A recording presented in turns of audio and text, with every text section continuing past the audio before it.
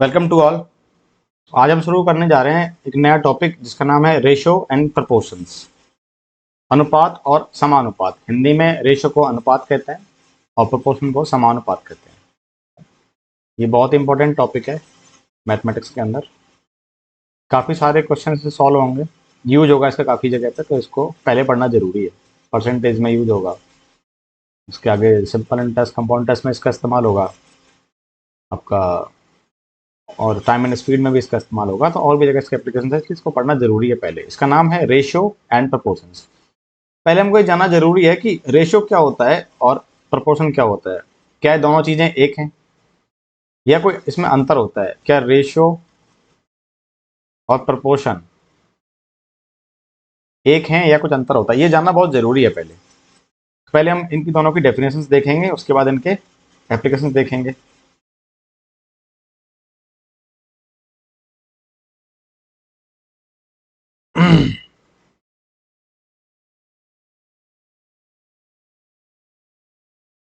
तो पहले हम देख लेते हैं कि रेशियो का मतलब क्या है। रेशियो क्या होता है? डेफिनेशंस क्या कहती है? डेफिनेशन कहती है कि ratio is a comparison of two quantities. Ratio दो क्वांटिटीज का कंपैरिजन है। दो क्वांटिटीज का, मेरे पास मान लो कोई क्वांटिटी है ए और कोई क्वांटिटी है बी, मुझे उन दोनों को कंपेयर करना है। तो मैं क्या बोलूंगा? A ratio B. मैं ये बोल दूंगा, मान लो मेरे पास ए की वैल्यू 20 है और बी की वैल्यू 30 है।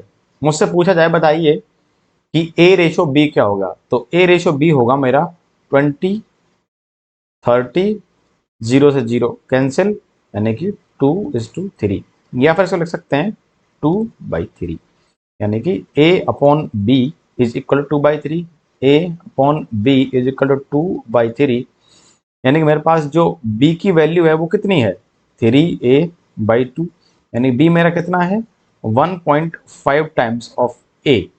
यानी कि यहां से मैंने ए और बी को कंपेयर किया और यहां से मेरा आंसर जो आ रहा है वो ये आ रहा है कि बी जो है वो ए का 1.5 गुना है। दो क्वांटिटी का कंपैरिजन का मतलब होता है कि कोई क्वांटिटी किससे कितने गुना ज्यादा है या कितने गुना कम है। यही मेन कंपैरिजन। कंपैरिजन मतलब तुलना।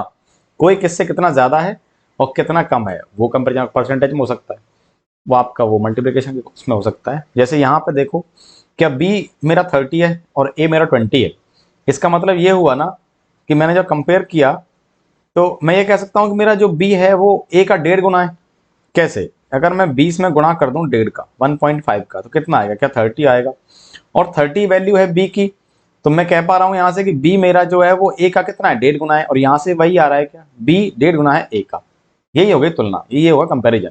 यानी कि जब इन्हीं दो क्वांटिटीज को आपस में कंपेयर किया जाए, तुलना करी जाए, तो उसको हम रेशो कहते हैं। उस प्रोसेस को हम रेशो के द्वारा दर्शाते हैं। ये हो गया मोटा मोटा मतलब रेशो का। और इसका एग्जाम्पल क्या हो सकता है? जैसे कि मानिए कि मुझे ए और बी और सी तीन क्वांटिटी दे रखी है और मुझसे बोला है कि इनका जो रेशियो है वो 2, 3 और 5 है ना। तो इसका मतलब सीधा सीधा ये हुआ कि मैंने ए बाई बी यदि किया तो ए की वैल्यू कितनी है? 2। बी की कितनी है? 3। वहीं मैंने बी अपॉन सी किया तो बी कितना है? 3 और एक, और सी कितना है? 5। ए अपॉन सी किया तो ए कितना है? ए है 2 और बी सी है 5। यहां से ए कितना आ रहा है? यहां से सॉरी, यहां से बी कितना आ रहा है? बी आ रहा है 1.5 टाइम्स ऑफ ए। यहां से देखो, क्या यहां से देखो बी की वैल्यू कितनी आ रही है? यहां बी की वैल्यू आ रही है 3/5 ऑफ सी, यानी कि 0.6 टाइम्स ऑफ सी। यानी यहां जो आ रहा है वो बी कितना आ रहा है? बी आ रहा है 0.6 टाइम्स ऑफ सी। यहां देखो एस की ए की वैल्यू कितनी आ रही है? ए कितना आ रहा है? 2.5 times of C, means A is equal to 0.4 times of C. तो मैं कह पा रहा हूं कि देखो यहां जो बी है वो 1.5 गुना है ए का, यहाँ बी है वो 0.6 टाइम्स है सी का, यानी कि 1 टाइम से भी कम है। यानी कि बी बहुत छोटा है। बी छोटा है सी से, बहुत छोटा क्या वो तो पता चलेगा बाद में। ए हमारा वो 0.4 टाइम्स है सी का, यानी कि 40% है सी का। ये हम कह पा रहे हैं यहां से। सिंपल सिंपल बात, तुलना कर दी हमने, तीन क्वांटिटीज को कंपेयर कर दिया। ठीक है। अब आगे क्या? अब बात आती है कि प्रपोर्शन क्या होता है। While the proportion is a comparison of two ratios, जबकि प्रोपोर्शन क्या होता है, प्रोपोर्शन होता है दो रेशियो का कंपैरिजन, है ना। रेशियो क्या था, क्वांटिटी का कंपैरिजन, और जबकि प्रोपोर्शन क्या है, comparison of two quantities.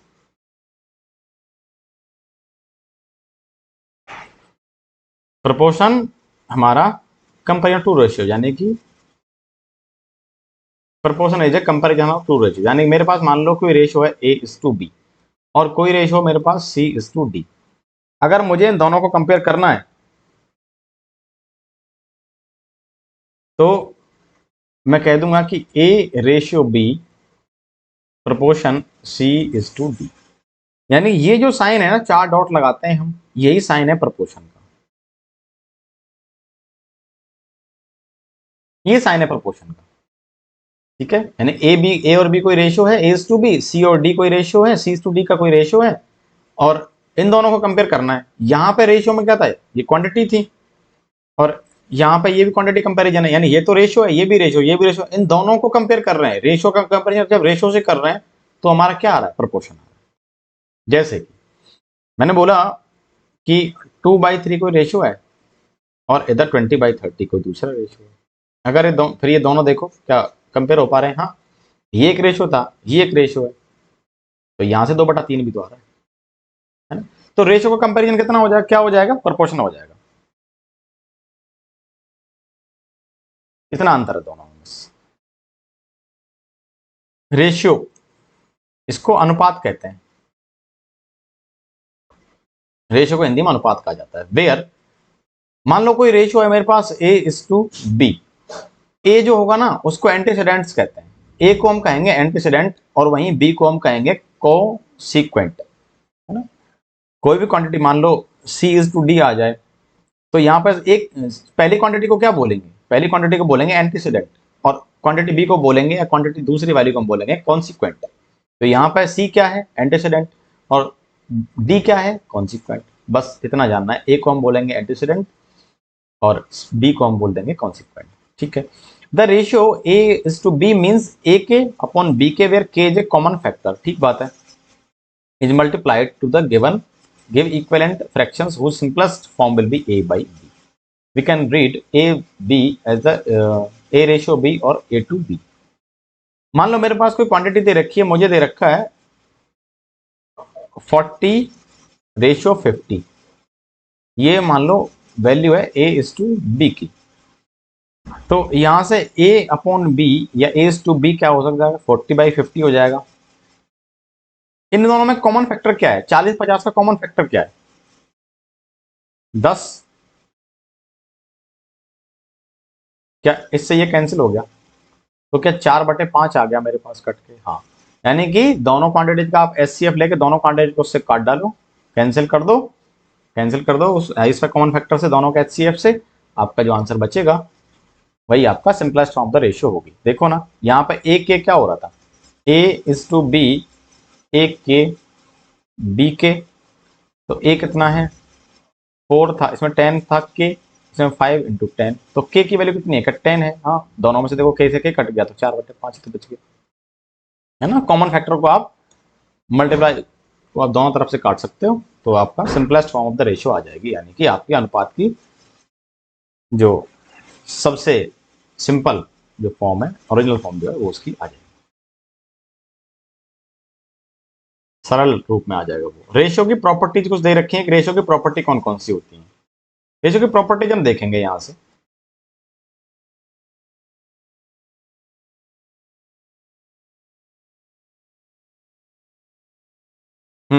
Properties क्या है रेशियो की, रेशियो की प्रॉपर्टीज के बारे में बात हो रही है कि की properties of the ratio are, if the ratio is multiplied by the same term both antecedent and consequent then there is no change in the actual ratio। यदि आप किसी रेशियो के दोनों टर्म्स को किसी नंबर से मल्टीप्लाई कर देते हैं तो उस रेशियो पर कोई फर्क नहीं पड़ेगा, एक्चुअल रेशियो में कोई चेंज नहीं आ सकता। जैसे मेरे पास कोई रेशियो है, मान लो A:B का रेशियो है मेरे पास 4:5, मैं क्या करता हूं, मैं इसको A/B करके 4/5 कर दूं और मैं ऊपर नीचे 3 से गुणा कर देता हूं, अब मेरे पास क्या आ रहा है, 4 तिया 12 और 5 तिया 15। अब इसमें क्या दिक्कत है, कोई दिक्कत नहीं है ना?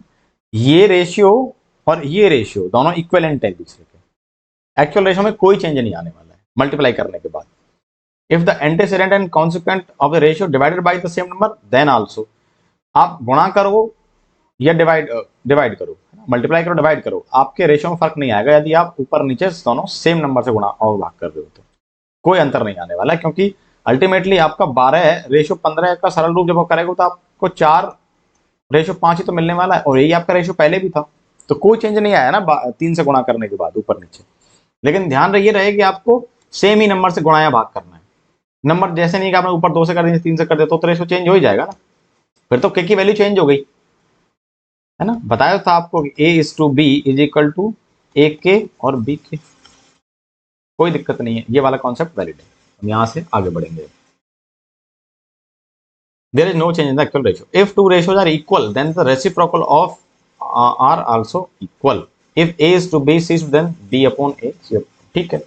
यदि आपको ए रेशियो बी दे रखा है कि ये बराबर है सी रेशियो डी के, देन बी रेशियो ए भी इक्वल होगा डी रेशियो सी के। हाँ वो तो उसमें तो बात ही क्या है, उल्टा कर दो आप उसको, 1 अपॉन कर दो, आपका जो क्वांटिटी है वो भी आपकी चेंज नहीं होगी, उसका रेशियो भी आपका सेम है ना। A to B equal C to then B A D C के बराबर रहेगा।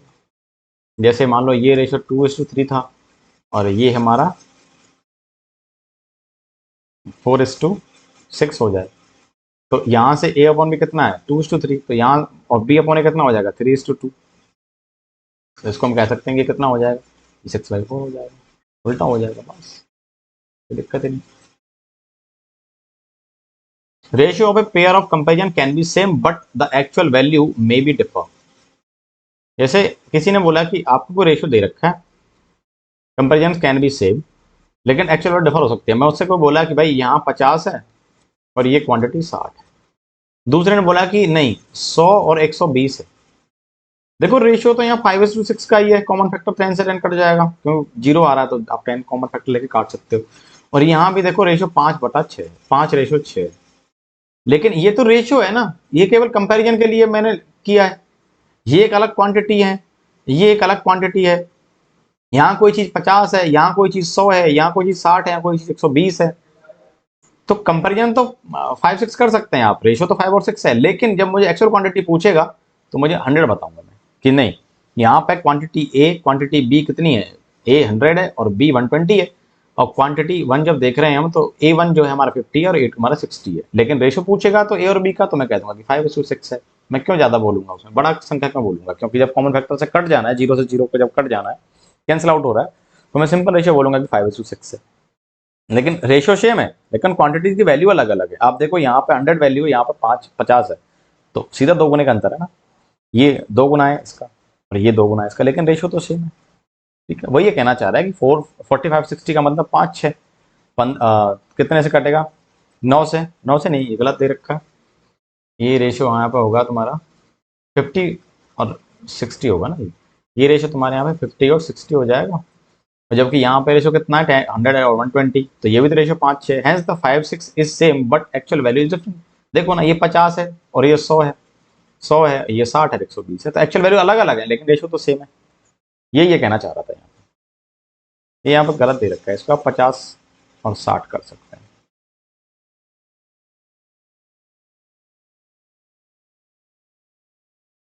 रेशियो फॉर्मूले, कुछ फॉर्मूले दे रखे हैं। A the ratio of any two quantity A is to B is given by A upon B where A upon B must be simplest form, है ना। रेशियो का मतलब simplest form of the number, simplest form आपको लेनी है किसी भी quantity, दो क्वांटिटीज की, तब उनको कंपेयर करना है, वो रेशियो कहलाता है।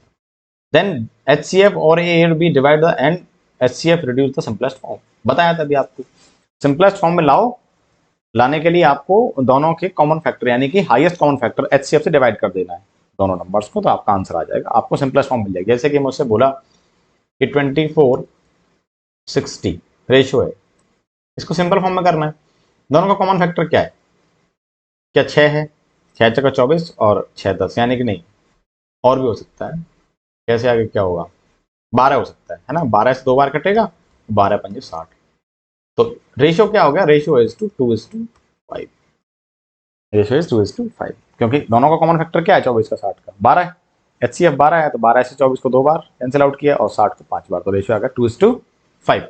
सिंपलेस्ट फॉर्म, इसके आगे कैंसिल आउट नहीं हो सकता किसी कॉमन फैक्टर से, 1 से है तो 1 से तो कोई मतलब नहीं है काटने पीटने का, तो simplest form is 2:5। There are more formula that we will discuss below, है कुछ और फॉर्मूला दे रखे हैं, डिस्कस करेंगे।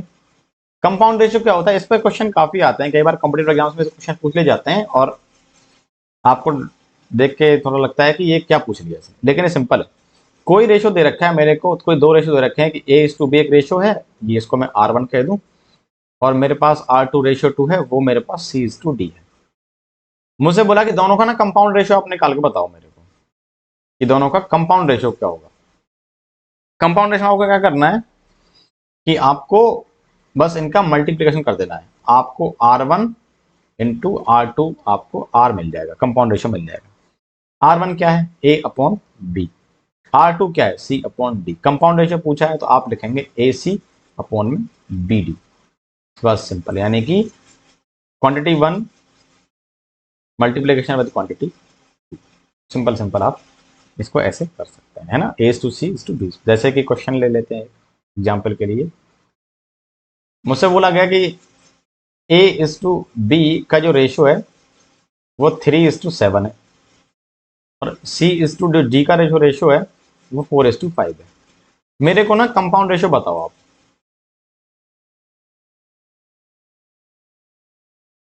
कंपाउंड रेशियो क्या होगा दोनों, तो मैं बता दूंगा।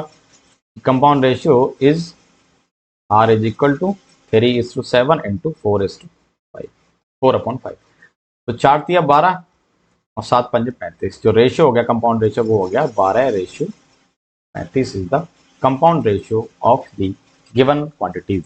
ठीक है, ये हम कह सकते हैं, ये कंपाउंड रेशियो होता है आपका, दो रेशियो को आप मल्टीप्लाई कर दीजिए, उससे जो रेशियो बनेगा वही हमारा कंपाउंड रेशियो हो जाएगा, AC/BD।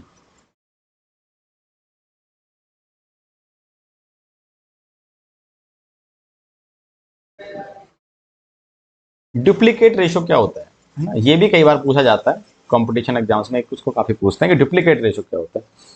डुप्लीकेट रेशियो कुछ नहीं होता, पहली बात तो हमको A और B रेशियो दिया गया है कि हमको यदि A और B दिया है और हमको पूछा है कि डुप्लीकेट रेशियो क्या होगा इसका, तो इसका जो डुप्लीकेट रेशियो हो जाएगा वो कुछ नहीं, इनके स्क्वायर्स का रेशियो हो जाएगा, है ना, A²:B², यही इसका डुप्लीकेट रेशियो है। नीचे मान लो A:B मेरे को दिया है 3:5, 3:5, मुझसे पूछा है डुप्लीकेट रेशियो क्या हो जाएगा, डुप्लीकेट रेशियो हो जाएगा A²:B², यानी कि 3 का स्क्वायर अनुपात 5 का स्क्वायर, 3×3 = 9, 5 = 25, यानी कि duplicate ratio is 9:25 is the duplicate ratio. बस कुछ नहीं करना, आप डुप्लीकेट रेशियो पूछा जाए तो आप रेशियो का स्क्वायर करके उनका रेशियो ले दो तो आपका आंसर आ जाएगा।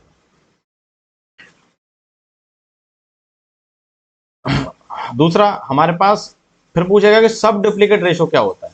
अगर पूछा जाए सब डुप्लीकेट रेशियो क्या होता है तो अंडर रूट कर दो, है ना। पूछा जाए कि सब डुप्लीकेट रेशियो क्या होगा तो कुछ नहीं करना, आपको A/B दिया है, इसका पूछा जाए तो आप अंडर रूट ले दो इनका और उसका रेशियो निकाल दो, आपका आंसर आ जाएगा। जैसे कि इसी का देख लो, मान लो मेरे पास रेशियो होता 4:5 और डुप्लीकेट रेशियो पूछता, सब डुप्लीकेट पूछता, तो मैं क्या करता, √4 और √5, इसका सिंपल फॉर्म हो जाती 2√5, 2:5, है ना, 4 का 2 हो जाए, तो मेरे पास ये आ जाता। इसको बोलते हैं सब डुप्लीकेट। आपसे पूछा जाए डुप्लीकेट तो आपको करना है A²:B², यानी A²:B²। पूछा जाए आपसे सब डुप्लीकेट तो आपको क्या करना है, √A/√B। पूछा जाए आपसे A:B, ट्रिप्लीकेट रेशियो क्या होगा, कुछ नहीं करना, आपको उसी रेशियो का क्यूब कर देना बस, है ना। A:B दे रखा है तो आपको A³/B³ कर देना है, आपका ट्रिप्लीकेट आ जाएगा। तो हमारा डुप्लीकेट हो गया, स्क्वायर करके ले देना है रेशियो और दोनों का। सब डुप्लीकेट मतलब अंडर रूट लेना है और ट्रिप्लीकेट मतलब आपको क्यूब करना है, बस सिंपल सिंपल आपको ये टर्म्स ध्यान रखना है। डुप्लीकेट का मतलब आपको स्क्वायर करना है, सब डुप्लीकेट मतलब आपको अंडर रूट लेना है और ट्रिप्लीकेट मतलब आपको क्यूब करना है। ये आपका टाइप्स ऑफ रेशियो। अब बात आती है प्रोपोर्शन की। डेफिनेशन बता चुके हैं कि proportion is the comparison of ratio. दो रेशियो को कंपेयर करना है, क्या कहलाता है proportion. If two ratio are equal then they said to be in the proportionate ratio. यदि दो रेशियो इक्वल है तो वो प्रोपोर्शनेटली होंगे, वो कहेंगे कि दूसरे क्या है, वो प्रोपोर्शनेट है। जैसे A is to B proportion C is to D, where A and D are called extreme terms, है ना। देखो यहाँ पे ए और डी, ये ना A B proportion C D, A और डी एक्सट्रीम पॉइंट्स पे है ना, एंड पॉइंट्स हैं, तो इनको बोलेंगे कि एक्सट्रीम है, ये एक्सट्रीम टर्म्स है? प्रारंभिक और अंतिम पद है। बी और सी ये बीच में आ रहे हैं, है ना, इनको मीन टर्म्स बोलते हैं। मध्य में ये मध्य पद है। तो बी और सी आपके मीन टर्म्स हैं और ए और बी आपके एक्सट्रीम पॉइंट्स हैं, एक्सट्रीम टर्म्स भी कह सकते हैं। ये वाली चीज आपको ना हमेशा काम देने वाली, ये वाला जो फॉर्मूला लिखा है ए इंटू डी बराबर बी इंटू सी, यानी कि आप एक्सट्रीम पॉइंट्स का गुणा आपस में करो और आप बीच वालों को गुणा आपस में कर दो, दोनों बीच जो मीन टर्म्स हैं वो बराबर आएगा। मतलब क्या है कहने का, वो मैं बता देता हूं। यदि मेरे पास कोई रेशियो दिया है A is to B, ratio B is C is to D, ये दे रखा है, तो मेरे पास हमेशा ना एक चीज ये रहेगी, ए इंटू डी बराबर बी इंटू सी मेरा हमेशा बराबर रहेगा। प्रूफ कैसे करेंगे वो हम देख लेते हैं। मान लो मेरे पास कोई रेशियो है A is to B is to 3 is to 5 दे रखा। दूसरा सी इज टू डी मेरे को दिया है कि ये हमारा 6 इज टू 10 है। तो वो क्या कह रहा है कि ए इंटू डी बराबर रहेगा आपका बी इंटू सी, ये है। तो देखो क्या ए की वैल्यू 3 है और डी की वैल्यू कितनी है 10, तो 3 into 10 is equal to B कितना है 5 और सी कितना है 6। क्या ये भी 30 आ रही है, 30 इक्वल टू 30 आ गया क्या, हाँ। मतलब ए इंटू डी बराबर बी इंटू सी रहेगा, यानी कि एक्सट्रीम टर्म्स को आप मल्टीप्लाई करिए वो बराबर होगा मल्टीप्लिकेशन ऑफ मीन टर्म्स। ये आपको कई बार काम देगा, इसका बहुत यूज होने वाला है आगे, तो इसका भी याद रखें कि एक्सट्रीम पॉइंट्स का मल्टीप्लाई कर दो वो बराबर होंगे मीन टर्म्स के मल्टीप्लिकेशन के बराबर किसी भी प्रोपोर्शन में। बात ठीक है। आगे की प्रॉपर्टीज क्या कहती हैं, है ना, प्रॉपर्टीज क्या है प्रोपोर्शन की वो देख लेते हैं। For two ratios ratios in proportion A is to B या A upon B equal to C upon D, then A upon C equal to B upon D holds true। जैसे कि यदि कहीं कह रहा है कि A upon B is equal to C upon D है, then अब अगर मैं C को नीचे ले आऊं और B को यहां ले जाऊं तो अभी भी तो बराबर रहेगा। वही कहना चाह रहा है कि अगर आपका दो रेशियो बराबर हैं तो टर्म एक्सचेंज कर दो, आप B की जगह C को रख दो, C की जगह B को, तभी भी बराबर आएगा। हाँ बिल्कुल आएगा। प्रूफ कैसे कर सकते हैं, आराम से बराबर आ ही जाएगा, वैसे भी इक्वल दे रखा है ना, तो इसको नीचे ले आओगे तो यहाँ पहुंच जाएगा। मान लो 2:3 था और ये 6:10 हो जाए, 6 क्यों 6:9 हो जाए, आप इसको यहाँ ले आए 2/6 इज इक्वल टू 3/9। ये क्या है, ये 1/3 है और ये क्या है, ये 1/3 है। 3 से 3 बार कटेगा, 3 3 ये बराबर आ रहा है। हाँ तो यही तो मैं कहना चाह रहा था कि ये बराबर आएगा, तो इसमें तो ज़्यादा कुछ है नहीं, सिंपल प्रॉपर्टी है, बहुत आराम से आप कर लेंगे। For two ratio comparisons, ratio in proportion A upon B is equal to B C upon D, तो B upon A D upon C holds true। हाँ ये भी ठीक है, पलट दो उसको, उल्टा कर दो तो भी आंसर वही आएगा, ये कोई बड़ी बात नहीं। हाँ अगर तो आपको प्रोपोर्शन दिया हुआ है कि A is to B proportion C is to D, then the product means terms is equal to the extreme terms, ये बता चुका हूँ, AD बराबर BC, छोड़ो इसको। For two ratio proportion A upon B C upon D, ये ठीक बात है कि यदि आपको कुछ ऐसे दे रखा है कि A upon B is equal to C upon D, ऐसा दिया है, तो आपको क्या करना है, प्रोपोर्शन में दिया है, तो यदि आप A plus B upon B करेंगे, C plus D upon D करेंगे, यानी कि A plus B upon B लेंगे तो वो बराबर आएगा C plus D upon D के। जैसे फिर वो एग्जाम्पल 3:5 लिया आपने और इधर आपने ले रखा था 6:10 कर लो इसको। मैंने क्या बोला, अब इन दोनों को जोड़ो, 8 लिखा और फिर नीचे मैंने 5 लिखा, फिर मैंने दोनों को जोड़ा, 10 से कितना 16 और नीचे क्या आ गया, नीचे 10 आ गया बी। ये कितना है 8/5, तो देखो ना 2 से कटने के बाद ये भी कितना आ रहा है, क्या ये भी 8/5 आ रहा है। हाँ प्रूफ हो गई प्रॉपर्टी हमारी, तो ये प्रॉपर्टी सही है। अगर आप दोनों को माइनस करके लिखेंगे, है ना, आप A minus B upon B लिखो बराबर C minus D upon D लिखो, तभी भी आपका आंसर फिक्स रहेगा, यानी कि ये जो है प्रॉपर्टी फॉलो करेगी उसको, आपका रेशियो इक्वल आएगा, है ना। ये आप कह सकते हैं आराम से, इसकी जरूरत पड़ेगी कहीं ना कहीं क्वेश्चन को, हम तो वहां देखेंगे अच्छे से। टाइप्स ऑफ द प्रोपोर्शंस के टाइप, एक होता है डायरेक्ट प्रोपोर्शन।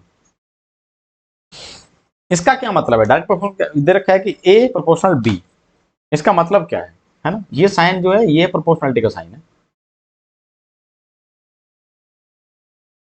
प्रोपोर्शन। इसका मतलब है कि ए प्रोपोर्शन बी का मतलब होता है कि यदि आप बी को बढ़ाएंगे तो ए भी बढ़ेगा। इसको बोलते हैं डायरेक्ट प्रोपोर्शन, यानी कि जो फर्क बी पे पड़ेगा सेम ही फर्क ए पे पड़ने वाला है। अगर आप बी को कम करेंगे तो ए भी कम होगा, ए भी कम हो जाएगा। जैसे कि मान लो जैसे मार्केट में चीनी के दाम में वृद्धि हो जाती है तो खर्चा भी बढ़ जाएगा ना। अगर आप कंजम्पशन को कांस्टेंट रखेंगे तो जैसे ही मार्केट में चीनी के दाम बढ़ेंगे तो वैसे वैसे आपका खर्चा भी बढ़ने लगेगा। ठीक, वही वाली चीज है ये, है ना, कि कोई क्वांटिटी बी यदि बढ़ रही है तो ए भी उसके हिसाब से बढ़ेगी, तो हम उसको कह देंगे वो कैसी क्वांटिटीज हैं, वो डायरेक्ट प्रोपोर्शनल क्वांटिटीज में है आपस में रिलेशन, डायरेक्ट रिलेशन कहते हैं इसको, डायरेक्ट प्रोपोर्शनलिटी या डायरेक्ट प्रोपोर्शन। जैसे फोर्स बराबर होता है हमारा मास इनटू एक्सेलरेशन, या हम कह सकते हैं फोर्स प्रोपोर्शनल एक्सेलरेशन के। एक्सेलरेशन क्या है? त्वरण, फिजिक्स में होता है। यदि आप इसको बढ़ाएंगे, एक्सेलरेशन को बढ़ाएंगे, तो आपका फोर्स भी बढ़ेगा। जैसे वेलोसिटी होती है एक्सेलरेशन इनटू टाइम, है ना। यदि आप ए को बढ़ाएंगे तो वेलोसिटी भी बढ़ेगी। ठीक है, ये चीजें हैं, यानी कि आप एक क्वांटिटी को बढ़ा रहे हैं और दूसरी भी अगर फिर बढ़ रही है उसके साथ साथ, तो आप कह सकते हैं कि वो जो क्वांटिटीज है वो कैसी रिलेशन में है, वो डायरेक्ट रिलेशन में या डायरेक्ट प्रोपोर्शनल रिलेशन में दूसरे के में है, तो उनको आप लिखेंगे कि वो क्वांटिटी ए प्रोपोर्शनलिटी या डायरेक्ट प्रोपोर्शनल बी, उसको बोलते हैं डायरेक्टली प्रोपोर्शनल। दूसरा एक होता है inverse proportional.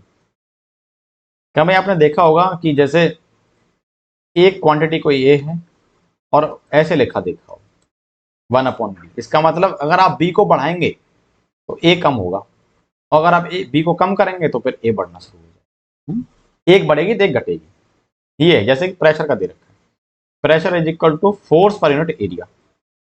Here is the pressure is inversely proportional to the related area, which means decrease in the area will lead to the increase in the pressure and increase in the area will, जैसे कि अब pressure का क्या proportional है, area के क्या है, वो इनवर्स है।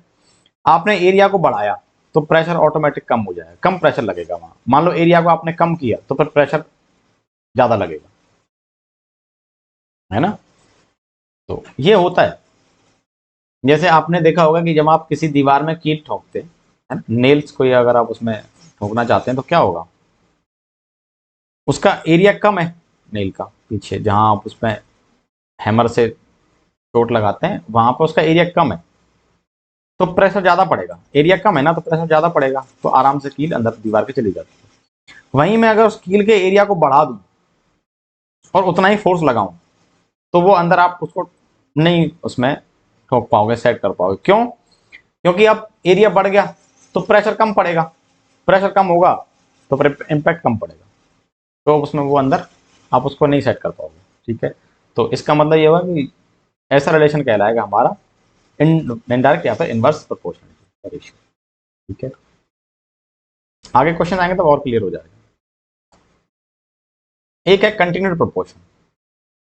If the ratio is to b is to b is to c is to equal to c is to d, then we see that the consequent of the first ratio is equal to the antecedent of the second ratio, and then a is to b ratio c is to d is said to be continued proportion.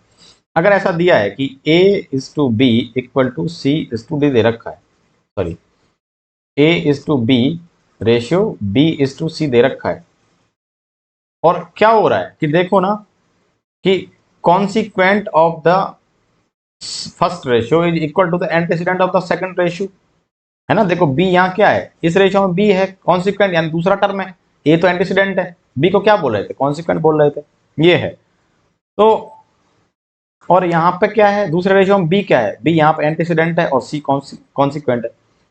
तो देखो ना इसका antecedent, इसका consequent क्या इसका antecedent है, हाँ ऐसा है, और फिर B/C आपको दिया है C/D, तो हम कह सकते हैं कि A अनुपात B अनुपात C अनुपात D, यानी कि ABCD आपके कैसे रेशियो में, इनको हम कह देंगे कि कंटिन्यूड प्रोपोर्शन में है ना, ये कंटिन्यूस रेशियो में है। ठीक है, तो यहां से आप ये कह सकते हैं अगर ऐसा केस आपको मिल जाए तो। If the consequent and antecedent are not same for two ratios, then they can be converted into the continued proportion by multiplying the factor। ना, मान लो कि मेरे पास दिया है A/B और B/C, ये मेरे पास 3:5 दे रखा है और ये मेरे पास 4:9 दे रखा है। और देखो यहाँ तो B 5 है, यहाँ B 4 है, लेकिन B तो सेम है ना, तो हमको B को सेम करना पड़ेगा। तो हम क्या करेंगे, सेम क्या, दोनों का एलसीएम कितना होता है, 4 5 का 20 होता है। इसको 20 बनाने के लिए क्या करना पड़ेगा, 5 का गुणा करना पड़ेगा। इसको अगर बनाने के लिए 4 का गुणा करना पड़ेगा। देखो 4 तिया 12, यहाँ से कितना आया, 4 पंजे 20, यहाँ कितना 5 चौक 20, 9 पंजे 45, तो 20 20 देखो सेम बन गया क्या बी की वैल्यू, बस। तो हमारा जो रेशियो हो जाएगा वो हो जाएगा 12 20 और 45, ये हमारा रेशियो है A/B/C। ठीक है ना। आप किसी नंबर से मल्टीप्लाई करके आप उसको बना सकते हैं, है ना, सेम बना सकते हैं, कोई दिक्कत नहीं। For example, in case of A, B, C, D consequent and are not same, then continued proportion is given AC, CB, BD। ठीक है, कोई दिक्कत नहीं, इसको भी कर सकते हैं। In the continued proportion A, B, C, D, C is called the third proportion, है। अगर A, B, C, D आपको दिया है और कह रहे हैं कंटिन्यूस प्रोपोर्शन में है, ये कंटिन्यूस प्रोपोर्शन में है, तो आपका C होगा वो क्या है, वो आपका थर्ड प्रोपोर्शन है, and D is called the fourth proportion है। फोर्थ नंबर पे, C थर्ड पे, थर्ड प्रोपोर्शन, फोर्थ पे, फोर्थ प्रोपोर्शन में आप ऐसे पता लगा सकते हैं। प्रॉपर्टी दे रखी है कि ए बी या A/B/C/D दे रखा, then we can say that A+C/B+D is also called the addendo. Addendo कह देंगे, है ना। आपको यदि दिया है कि A/B = C/D और आपने लिखा A/C/B+D, है ना, आपने अंश को अंश से, हर को हर से जोड़ दिए, फिर आपका ये रेशियो बन गया है, इसको बोलेंगे कि एडेंडो रेशियो है, एडेंडो। दोनों के आपने जोड़ दिए ना, ऊपर वाला टर्म जोड़ दो, नीचे वाला जोड़ दो, तब लिखो, उसको एडेंडो बोलेंगे। इफ A/B अगर माइनस करोगे तो उसको बोलेंगे सब ट्रीहेंडो, है ना। कुछ टर्म्स हैं, इनका कोई ज्यादा महत्व है नहीं टर्म्स का, तो बस आपको प्रॉपर्टी पता होनी चाहिए। अगर माइनस करके लिखोगे तो हो जाएगा कि वो सब ट्रीहेंडो। A/B is equal to C/D, then we can say that A-B/B equal to C-D/D is called the dividendo ratio।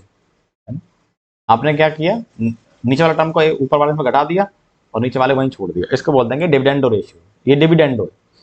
फिर A/B C/D, then we can say that A+B/B equal to C+D/D is also called the componendo, है ना।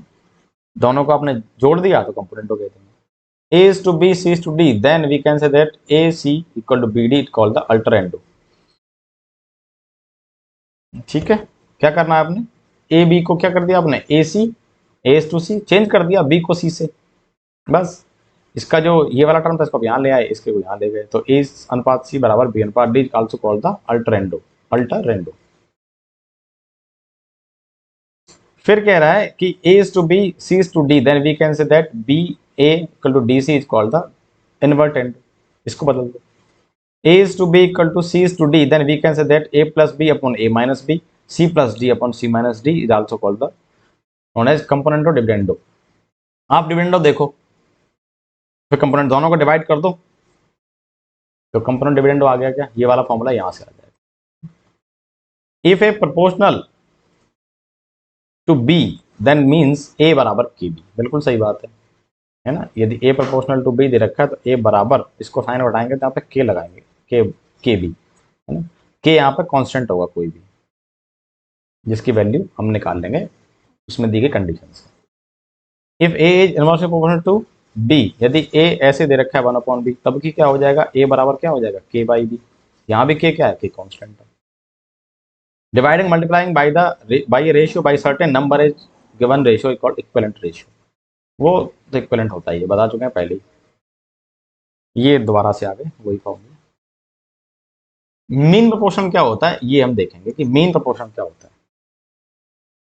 Consider two ratios as to B is equal to b is to c, then as per the rule of the proportion, product of mean terms is called the product of extreme terms के बराबर होगा। जैसे कि मान लो मेरे पास दिया है कि a ratio b is equal to b ratio c होगा।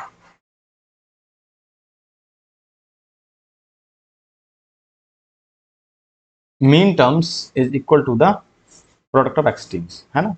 तो ये तो मैं बता चुका हूँ पहले, प्रोपोर्शन दे रखा है तो आप इन दोनों को मल्टीप्लाई कर दो। Extreme terms is equal to multiplication of mean terms, तो b into B is equal to a into C, B square equal to A C और b is equal to under root में A सी, है ना।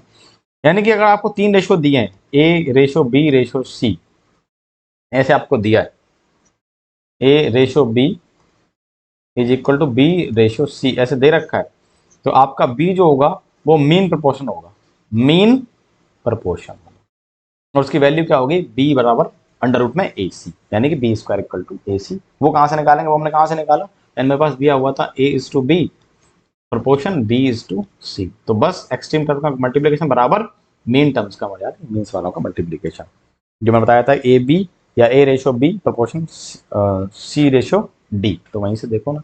तो क्या यहाँ पे c की जगह पे b है बस, और b की जगह b है, तो b इंटू सी मतलब क्या, b square equal to extreme terms यानी कि ac, तो b बराबर अंडर रूट में ac। तो आपको वहां पे आपसे पूछेगा कि मीन प्रोपोर्शन क्या होगा, तो आपको b की वैल्यू निकालनी है, वो b क्या होगा आपका, b बराबर अंडर रूट में ac।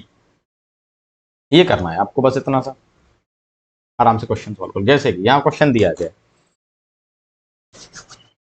कौन है भाई, if a is to b is equal to 5 is to 9 and b is to c बराबर 7 is to 4, then find the a b c। आपको a b c का अनुपात निकालना है। अभी बता रहा था कि अगर ऐसा दे रखा है कि जहां पर एक कोई वेरिएबल की वैल्यू इक्वल नहीं है, उसको आप इक्वल कर लो, उसका एलसीएम लो और मल्टीप्लाई कर दो कि कॉमन फैक्टर क्या है। तो a अनुपात b दे रखा है 5:9 और b अनुपात c दे रखा है 7:4। देखो b की वैल्यू यहाँ पे कितनी है, यहाँ पे 9 है, और लेकिन यहाँ पे कितनी है b की वैल्यू, यहाँ पे 7 है, तो इक्वल नहीं है, और b तो सेम है, ये वाला b इवन b एक ही बात है, तो फिर इसको बराबर करना पड़ेगा। तो 7 का और 9 का एलसीएम क्या होता है, 7 9 63 होता है, 63 होता है। तो यहाँ गुणा करना पड़ेगा 7 से, और यहाँ गुणा करना पड़ेगा कितने से, 9 से, तो 9 7 63 और 9 चौका 36, यहाँ कितना 7 नाम 63 7 5 35, तो कितना आया, ए की वैल्यू 35 आई, अनुपात बी कितना आया 63, सी कितना आया 36, आपका जो रेशियो हो गया वो हो गया ए बी सी का 35 63 36, ये आपके पास रेशियो आ गया बन के। बहुत ईजी है ना। 7 का गुणा दोनों में होगा, क्योंकि ये a बटा बी लिखा है बराबर 5/9, तो इसमें गुणा करोगे 7 का तो इसमें भी तो करोगे, क्योंकि k का गुणा तो दोनों में करना पड़ेगा फिर आपको, तभी रेशियो बचेगा सेम, नहीं तो फिर रेशियो चेंज हो जाएगा, फिर तो क्वेश्चन बदल जाएगा। तो 7 का ऊपर किया 35, 7 में जगह 63, वैसे ही 9 का इसमें किया 63, 9 का इसमें किया 36, ये आ गया आपके पास, ये 36 ये 63 और ये 35, ऐसे आपको करना, बहुत ईजिली कर सकते हैं। दूसरा तरीका क्या होता है, अगर ऐसा कभी मेरे पास हो जाए कि a इज टू बी बराबर समथिंग दिया हो और b इज टू सी दे रखा हो, तो मैं कैसे डायरेक्ट रेशियो निकालूंगा, कि मैं a लिखूंगा, b लिखूंगा, c लिखूंगा। पहले मैं क्या करूंगा, मैं a इज टू बी लिखूंगा, वो मेरे पास क्या है, वो है मेरे पास 5:9। फिर मैं b इज टू सी लिखूंगा, वो कितना है, वो है 7 को यहाँ लिखो, वो है 4। अब क्या करो, इसका गुणा इससे कर दो, इसका गुणा इससे कर दो, इसका गुणा इससे कर दो, 5 सत्ते कितना हो गया, क्या 35 हो गया, रेशियो 9 चौका 9 सत्ते 63 और 9 चौक 36, क्या एक लाइन में आंसर आ गया 35 63 36, ठीक है ना। इसका दोनों का गुणा करके यहाँ लिख दो, इन दोनों का गुणा करके इसको यहाँ लिख दो, और इसका गुणा करके उसको यहाँ लिख दो, ये वैल्यू सी की हो जाएगी, ये ए की हो जाएगी, ये बी की हो जाएगी, 35 63 36। आप ऐसे कर सकते हो, यदि आपको ऐसे दिया हो A is to B something और B is to C something, तो आप ऐसे लिख सकते हो। Find the mean proportion between 0.23 and 0.24 का क्या पूछा है, आपको पूछा है मीन प्रोपोर्शन। अभी बता रहा था मैं आपको, मीन प्रोपोर्शन क्या हो जाएगा, बी हो जाएगा, और बी बराबर मतलब अंडर रूट में ए सी, ए कितना है 0.23, सी कितना है 0.24, बस यही तो निकालना है आपको। 0.23 इंटू 0.24, यहाँ से जो आंसर आएगा वही आपके बी की वैल्यू है। और फिर आप उसको देख सकते हो ए इज टू बी बराबर बी इज टू सी, बस आ जाएगा आपका आंसर। तो यहाँ से जो आंसर आएगा वो आपकी बी की वैल्यू होगी, वही पूछा है ऐसे जो भी आंसर आए।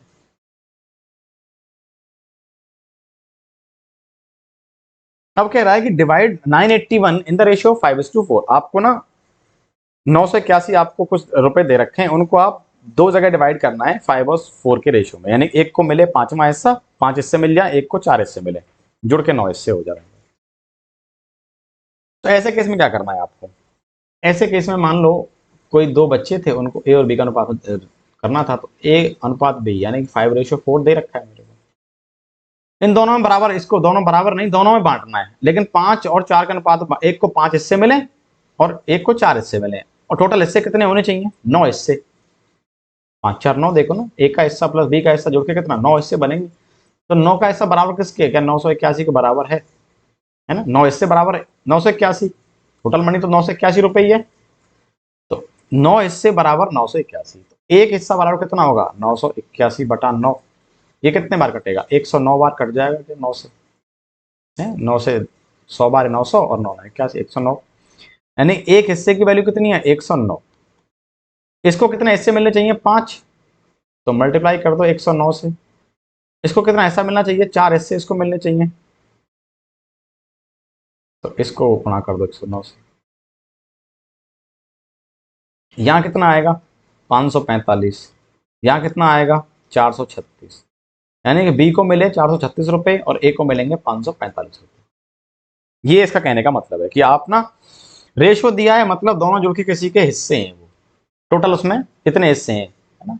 तो बोलेगा कि divide the C into C in the ratio of A ratio B, यानी कि ए प्लस बी बराबर सी है, A plus B equal to C के बराबर है। तो यही देखो ना, ए और प्लस बी के बराबर कितना है? 981, क्योंकि इसको ही डिवाइड करना है इस रेशियो में। टोटल हिस्से कितने? 9 हिस्से करने, 5 और 4 हिस्से, 9 हिस्से करने।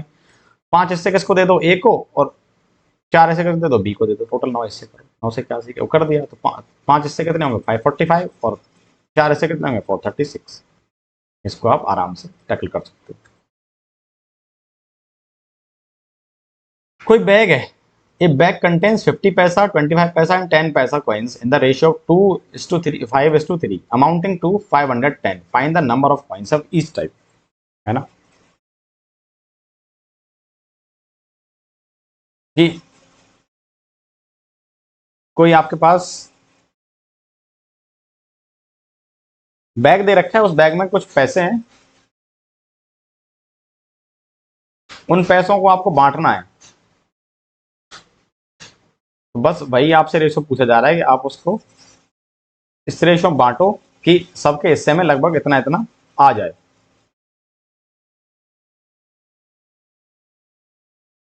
पचास पैसे के सिक्के हैं उस बैग में, 25 पैसे के सिक्के हैं, 10 पैसे के सिक्के हैं, और उनका रेशो है 50 पैसे के सिक्के का और 25 10 का रेशो है 2 5 3 का रेशो है। सारे सिक्के जुड़ के 5 10 रुपए बनाते हैं, यानी बैग में 510 रुपीज है। तो नंबर ऑफ कॉइन्स निकालने आपको, हर एक प्रकार के कितने कितने सिक्के होंगे। इसको इधर बंद करके हम यहाँ देखते हैं। दो तरीके से कर सकते हैं, या तो आप पैसों को कन्वर्ट कर लो रुपीज में, या आप रुपीज जो बैग में टोटल है उसको कन्वर्ट कर लो पैसों में। आप दोनों तरीके से क्वेश्चन को सॉल्व कर सकते हैं। बताते हैं कैसे। 50 रुपए, 50 पैसे का मतलब कितना हो गया? 1/2 रुपए। 25 पैसे का मतलब हो गया 1/4 रुपए। 10 पैसे का मतलब होगा 1/10 रुपए। इसके सिक्के कितने हैं? 2। इसके कितने हैं? 5।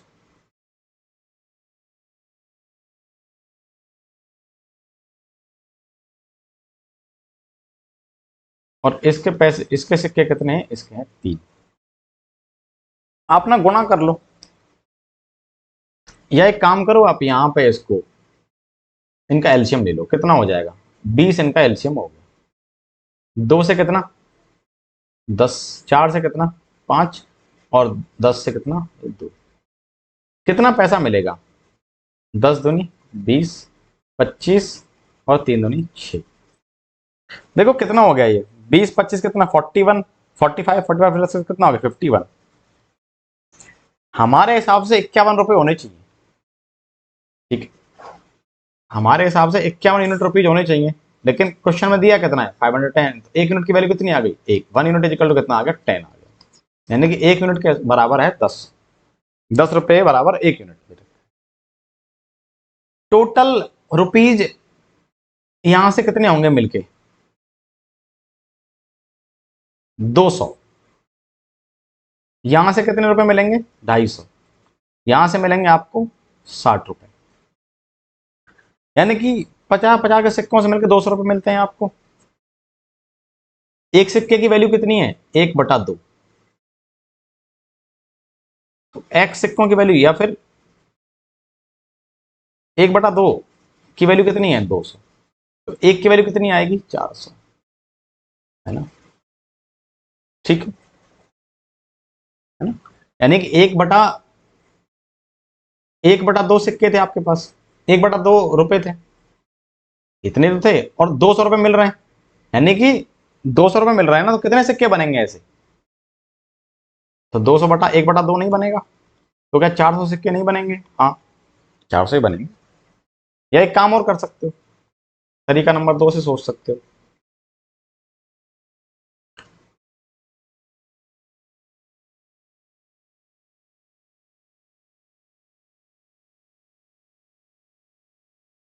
भाई मेरे पास अठन्नी तो थी, 50 पैसे तो थे, उसका रुपए बनाया मैंने, 1/2 मिल रहा है रुपये, मान लो x सिक्के थे तो 200 रुपए मिले, तो सिक्के कितने आ गए, तो 200 गुणा 2 यानी कि 400 आ गए क्या, है ना। वैसे ही 250 रुपए मिल रहे हैं 25 के सिक्कों से, तो 1/4 गुणा x बराबर 250, तो x की वैल्यू क्या आ गई, क्या 1000 आ गई, यानी 1000 सिक्के किसके हैं, 25 पैसे के। 1/10 गुणा में x कितना, 60 रुपए मिले, तो x कितना, क्या 600, तो 600 सिक्के हैं क्या, हाँ, ऐसे आप कर सकते थे, कोई समस्या नहीं, ठीक है, ऐसे आप कर लो आराम से, ये तरीका आप अपनाओ।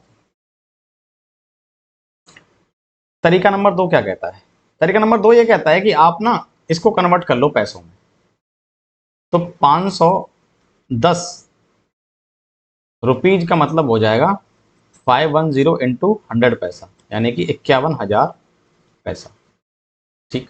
अब सीधा गुणा कर दो, 50 गुणा 2 कितना होता है, 100, 25 गुणा 5 कितना, 125, और 10 गुणा 3 कितना होता है, 30, ये कितना हो गया, 10, 225 और 3 245, नो 255, 255 ही हो गया ना, 225 प्लस 3 255 बराबर 51,000। 255 से कितना बार जाएगा, 2 बार जाएगा, एक की वैल्यू आ गई 200, है ना।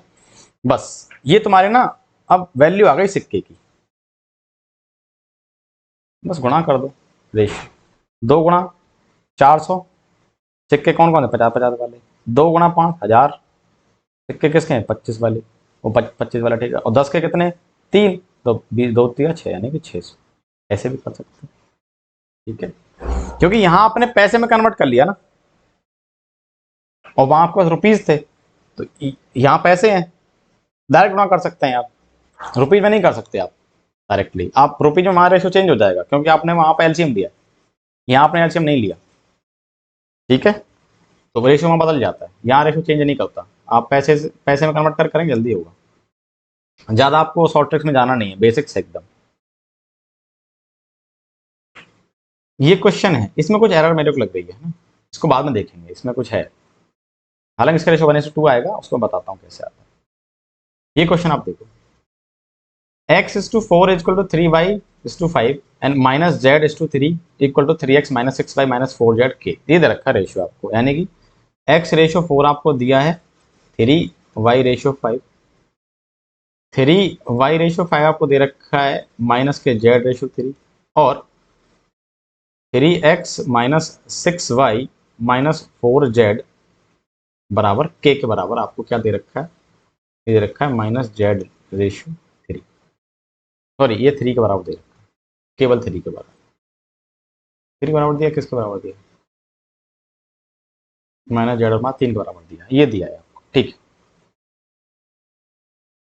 यहां से आप देखो एक्स वाई की वैल्यू देखो, आप x/y इक्वल में लिख सकता हूं क्या, यानी कि x/4 is equal to 3y/5 बन के आ रहा है। तो x/y क्या हो गया, 12/5 हो गया, 4×3=12। ठीक, यहां से 3y/5 is equal to -z/3, यानी कि y/z इज इक्वल टू कितना हो जाएगा, 5/-9, क्योंकि y की वैल्यू 5 है ना, तो माइनस बचेगा, तो माइनस किसका, z के साथ है वो। ठीक है, आप कंपेयर कर सकते हो। निकालना क्या है, आपको k निकालना है। तो 3x - 6y - 4z upon k is equal to -z/3। k की वैल्यू फाइंड करनी है। आपके पास x की वैल्यू है 12, y की वैल्यू है 5, z की वैल्यू है -9। बस पुट कर दो आप यहाँ पे, 3 गुणा 12 -6 × 5, क्योंकि y की वैल्यू -4 × z कितना है, -9। यहाँ पे k बराबर किसके, -z, z कितना है, -z कितना है, z -9 है, और ये माइनस पहले से चल रहा है, एक माइनस पहले से, और नीचे 3 दे रखा है। माइनस माइनस प्लस हो गया, और 3 से 3 बार कैंसिल हो गया। 12×3 = 36, और 6×5 = 30, और 9×4 = 36। देखो ये 30 घटेगा, 6 बचेगा, 36 6 42, यानी कि 42 के बराबर आ जाएगा कितना, 3 के बराबर, 9/3 कितना, 3। 3 से कितना कटा, 14 बार। तो के कितना आ गया, या के की वैल्यू 14 आ गई है ना, के इक्वल कितना आ गया, 14 आ गया। तो 14 इज द करेक्ट आंसर, तो डी इज द आंसर।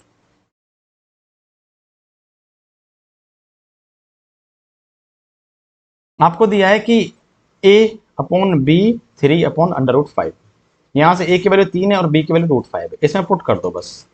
तो 2a मतलब 2 × 3 कितना हो जाएगा, 6, और b कितना है, √5, ऐसे लिख दो उसको, अपॉन 3a यानी कि 3×3 = 9, -2 × b यानी कि 2√5। लेकिन ये आंसर में नहीं दे रखा, आपको आंसर नहीं है ये। ऐसे केस में जब आंसर नहीं मैच कर, आपको क्या करना है, आपको जो नीचे दिया है डिनोमिनेटर, हर जो दे रखा है, हर का अपोजिट ले लो, बीच वाले साइन को पलट दो, तो आपको 9 + 2√5 का ऊपर नीचे गुणा आप कर दो। इसको बोलते हैं रैशनलाइजेशन करना, परमेयकरण करना किसी चीज का। आप गुणा करो, आप 6 का गुणा 9 से करो, कितना आएगा, 54। 6 का 2√5 यानी 12√5, प्लस √5 × 9 9√5, प्लस ये आ जाएगा 10 अपॉन, क्योंकि √5 × 5 5 × 10 2 कितना 10। नीचे क्या आएगा, 9 गुणा, यानी a - b a + b का मल्टीप्लाई है, मतलब क्या है, a² - b², यानी 9 का स्क्वायर कितना 81, माइनस 2 दूनी 4 5 20 कितना आ रहा है, 61 आ रहा है नीचे। तो नीचे तो 61 आएगा, ये बात तो पक्की है। 54 और 10 कितना 64, और ये कितना है 12 9 21 है ना, 64, और ये हो जाएगा 21 √5। तो 64 बटा,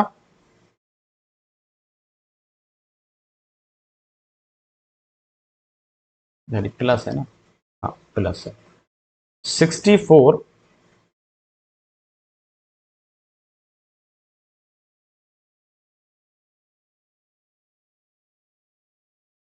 64 + 2√5 21√5 अपॉन में 61, ये आंसर है। ये आंसर कहाँ है हमारा, 1/61, 64 + 2, ये कहाँ, ये हमारा यहाँ पे option number D is the correct answer.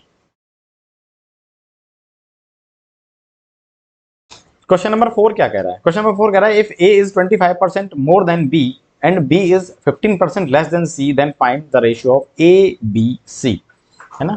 आप कंटिन्यूस में चले गए, आप a/b दिया है मेरे को, कह रहा है कि a जो है ना वो b से कितना 25% ज्यादा है, तो मैं अगर b को 100 मान लूं तो a कितना है 125, ठीक। और कह रहा है कि b और जो c है उसमें क्या रेशियो है, उसमें क्या रिलेशन है, उसमें रिलेशन है कि b 15% कम है c से, तो मैंने c को 100 माना, तो b कितना है 15% कम, यानी कि कितना है 100 का 15% 15, तो ये 85 85। ए और बी में देखो कुछ कॉमन फैक्टर बन रहा है कि जैसे दोनों कट जाए, हाँ 5 बन रहा है, 25 बन रहा है, 25 से ये 4 बार, 25 से ये 5 बार, यानी कि मेरा जो सिंपल रेशियो है वो 5:4 है। यहाँ क्या बन रहा है, यहाँ 5 बन रहा है, हाइएस्ट कॉमन फैक्टर, तो 5 से 20 बार, 5 से 17 बार, तो रेशियो हो गया 17:20। एबीसी का रेशियो चाहिए, दोनों तरफ देखो, दोनों जगह बी है। दो तरीके बताए थे निकालने के, या तो आप इन दोनों को बराबर कर लो, या आप क्या करो, आप 5:4 लिख के, ये ए और बी का रेशियो हो गया, और फिर बी और सी को आप यहाँ लिख दो। बी कितना है 17 इसके हिसाब से, और ये कितना है 17 पंजे 85, 17 चौका 68, और 20 गुणा 4 कितना 80। आपका आंसर हो गया 85, 68 और 80, यानी 85:68:80 इज द करेक्ट आंसर। 85, 68, 80 आपका आंसर हो गया। C option is the correct answer. आप ऐसे आराम से कर सकते हो किसी बिना किसी परेशानी के। दे रखा है कि इफ ए बराबर 3b, 4b equal to 5c and 6c equal to 7d, then what is the value of d plus A. यहाँ पे ना ये डिवाइड में है, यहाँ पे ये बटा लगा हुआ है, ये इसको आप d प्लस ए अपॉन d माइनस ए कर लो, ये पूछा है आपसे। आप कुछ मत करो, आप ना बस वेरिएबल एक साइड करो, फिर रेशो देखो, वैल्यू चेक करो आप। a is equal to 3b का मतलब क्या है, यानी कि a upon b equal to 3/1, यही तो है। सेम यहाँ से भी आप 4b अपॉन 5c लिखो, ये 1 के बराबर हो जाएगा तो उल्टा हो जाएगा, तो b अपॉन c मेरे पास 5/4 हो जाएगा। और यहां से देखो आप c/d कितना हो जाएगा, क्या 7/6 हो जाएगा। हाँ, तो देखो तब b दोनों जगह बराबर नहीं है ना, b दोनों जगह बराबर है नहीं, तो आप ना पहले बराबर करो, जो चीज बराबर नहीं है उसको बराबर करो आप। यहाँ पे c कितना है 4 है, यहाँ c कितना है 7 है, 28 करना पड़ेगा क्योंकि वही इनका क्या है LCM। तो यहाँ गुणा करो कितना 7 से, और यहाँ गुणा करो कितना 4 से, तो देखो c/d कितना हो गया 28/24, तो ये हो गया। ये कितना हो जाएगा 7 पंजे 35 और 7 चौका 28, यानी कि b/c, तो ये बन गया चेंज हो गया मेरा। अब b यहाँ कितना 35, यहाँ भी कितना 1, तो गुणा करना पड़ेगा 35 से ऊपर नीचे, तो यहाँ से a बटा b कितना बन गया 35 या 105, 105 बटा में 35। आपको देखो b मिल गया, c मिल गया, और आपको d भी मिल गया। यहाँ से d यहाँ कितना है, ये 24 है। पूछा क्या है d प्लस a, यानी कि 24 प्लस a, यानी कि 105 प्लस 24, यही तो है। ठीक है,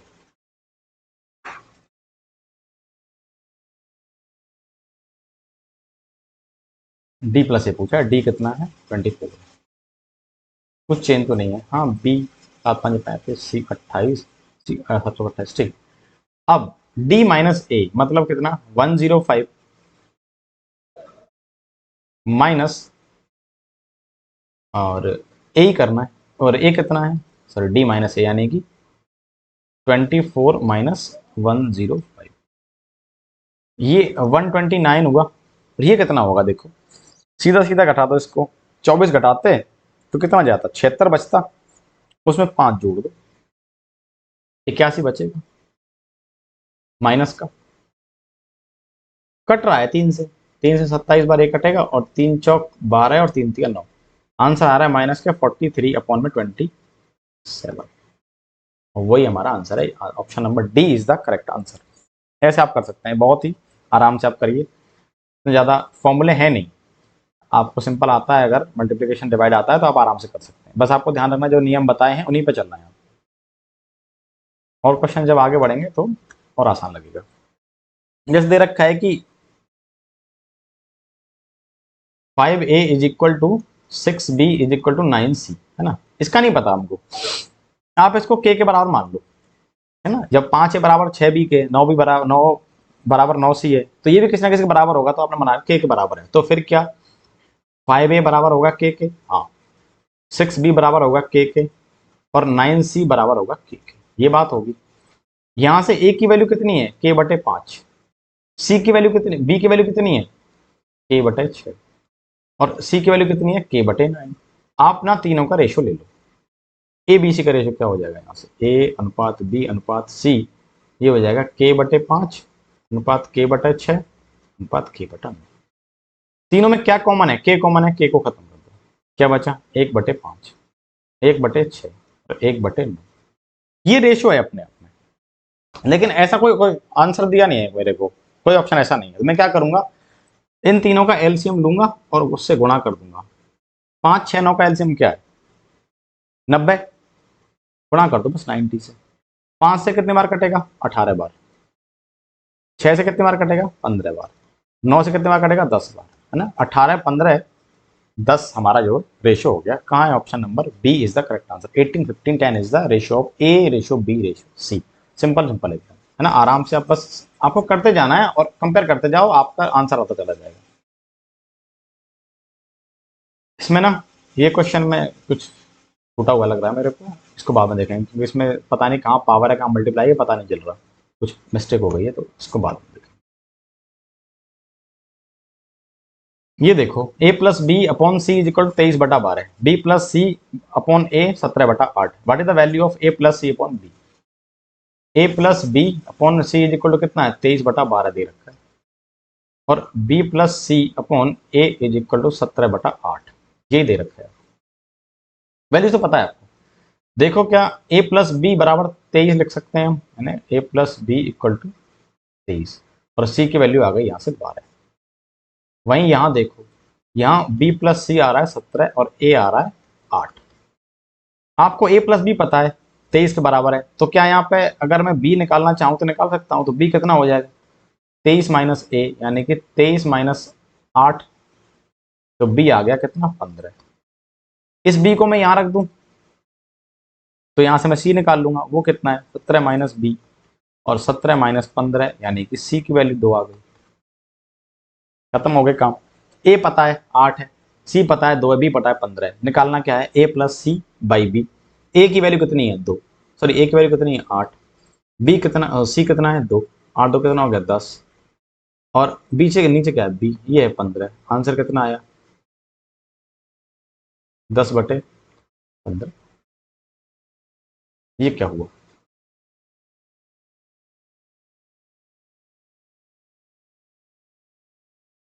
कुछ मिस्टेक है, वेट सेकंड रुको। अलग अलग कांस्टेंट दे रखे हैं, कुछ यहाँ पे गलती कर दी हमने। उसको आप देखो, a प्लस बी अपॉन कितना है? c। हमको 23/12 पता, इक्वल नहीं किया रेशियो को, ठीक है। b plus C equal to a 17/8। तो मैं क्या लिख सकता हूँ? मैं लिख सकता हूँ a plus B plus C upon में c कितना हो जाएगा? 23 प्लस 12 कितना? 35/12। यहाँ पे a plus B plus C upon A is equal to 17/8 कितना? 25/8। हाँ ठीक।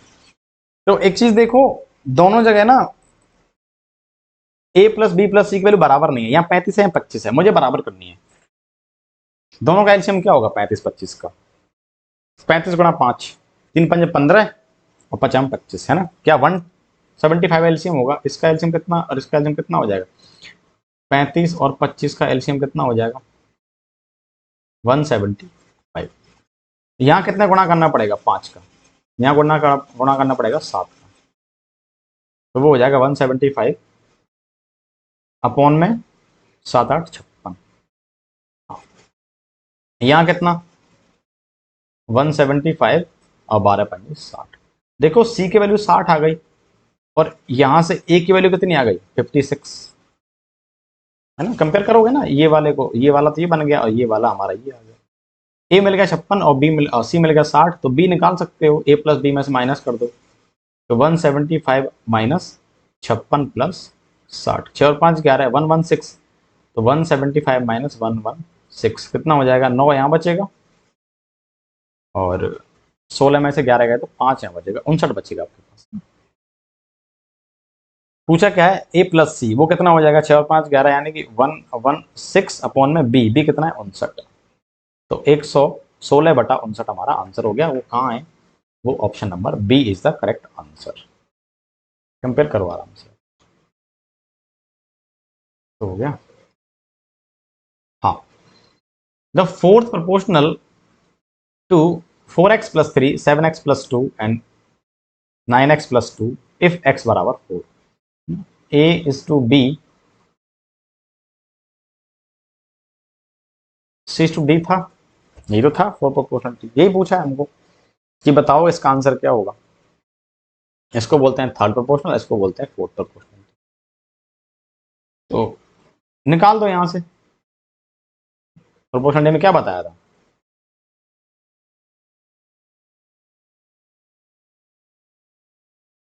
फोर्थ प्रोपोर्शनल क्या बताया था आपको? मल्टीप्लाई बताया था कुछ करना।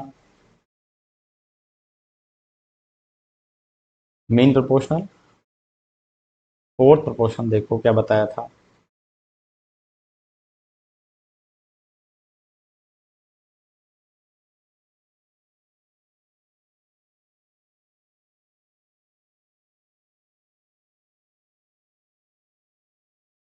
हम्म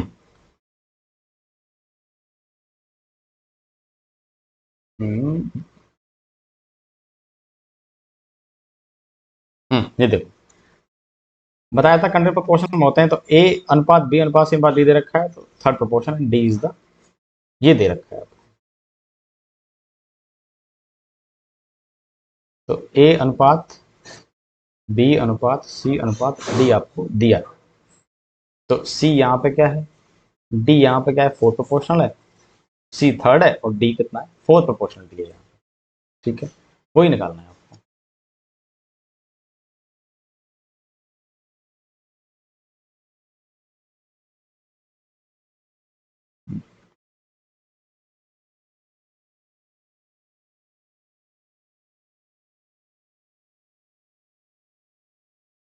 हम्म आपने एक्स की वैल्यू कितनी रखी है यहाँ पे, 4 रखी, 4 तो 16 और 3 कितना 19, और यहाँ पे क्या रखोगे आप, 7 चौका 28 दो 30,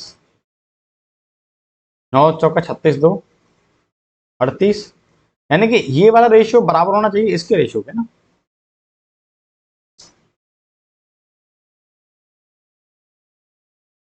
तो ये हो जाएगा हमारे पास 4x प्लस इतना 7x, 7 चौका 28 30, 9 चौका 36 दो 38, और x की वैल्यू यहाँ क्या रखनी है कि आपका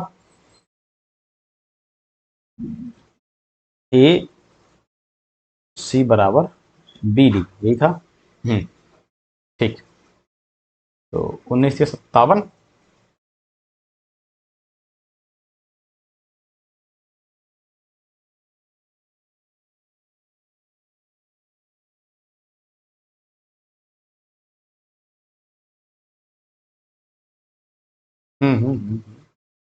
हाँ ये बताया था ना, ए डी बराबर बी सी, आप एक्सट्रीम टर्म को मल्टीप्लाई कर दो उस टर्म से। तो क्या करना है आपको, ए कितना है आपका, ए आपका 19, डी नहीं पता, बी कितना है आपका, बी है आपका 30, पूछा क्या है, और सी है आपका 38, 19 दूनी 38, 30 दूनी 60, that means D is equal to 60,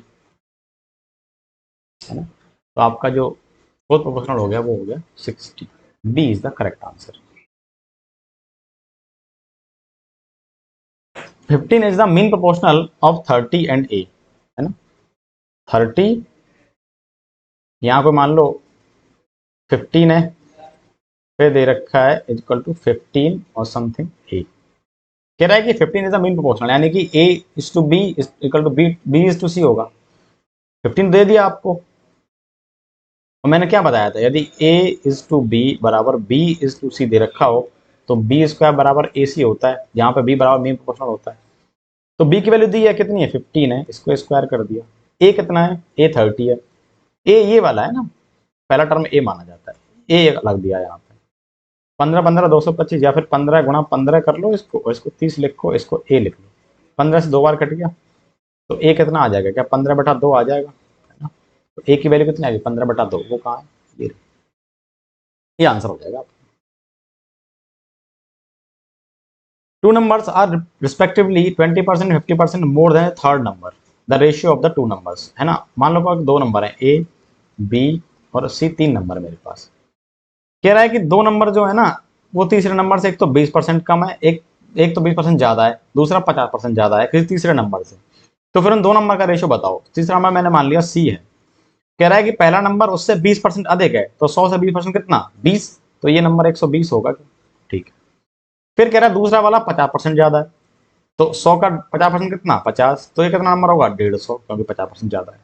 अब कह रहा है कि अब आप ए और बी का रेशियो बताओ, तो A is to B is equal to 120 ratio 150, 0 से 0 खत्म, 3 से 4 बार और 3 से 5 बार, 3 पंजे 15, तो आंसर हो गया आपका C, C is the correct answer and ratio is 4:5।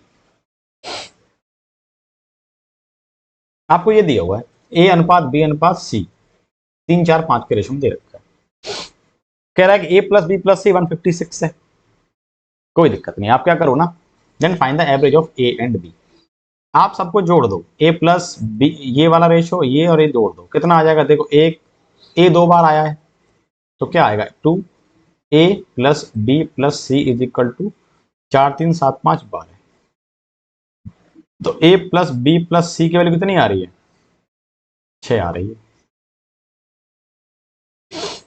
ठीक, 6 की वैल्यू देखो कितनी है? 156 दे रखी है, क्योंकि तीनों का सम कितना है? 156। तो 6 दूनी 12 और 6 36। एक यूनिट की वैल्यू कितनी आ गई? 26। पूछा क्या है कि आप ना ए और बी का एवरेज बताओ। इसका मतलब आपको ए और बी का सम निकालना है। और ए और बी का सम आप कहां से निकाल सकते हैं? यहां से निकाल सकते हैं क्या? क्योंकि एक यूनिट कितना आ रहा है? 26 आ रहा है, तो ए प्लस बी कितना है? 3 है, लेकिन 26 से गुणा होगा क्योंकि 3 यूनिट है, और 1 यूनिट कितना? 26 के बराबर। यूनिट कितनी है? 3, 26 3 78। एवरेज चाहिए, बटा 2 कर दो, कितना आया? 39 इज द करेक्ट आंसर। यानी दोनों का एवरेज कितना है? 39 इज द करेक्ट आंसर। ऐसे आराम से आपको क्वेश्चन हो जाएगा। A upon B plus C plus D बराबर 4 7। B upon A plus B, A C plus D 10 23। C इतना दे रखा है और इतना दे रखा है। Find the D upon A plus B plus C. या क्या करना है आपको? सबको जोड़ना है, यानी A plus B plus C plus D बराबर कितना हो जाएगा? 7 4 11 अपॉन में कितना? 7 हो जाएगा। ऐसे ही सब जगह से आपको A plus B plus C plus D का सम निकालना है, फिर उस सम को इक्वल करना है। जैसे आप सम इक्वल करोगे ना, आपको वैल्यू मिलना स्टार्ट हो जाएंगे। इसको आप खुद करके देखना, फिर बाद में मैं कराऊंगा इसको कल। आज यही खत्म करते हैं। Thank you.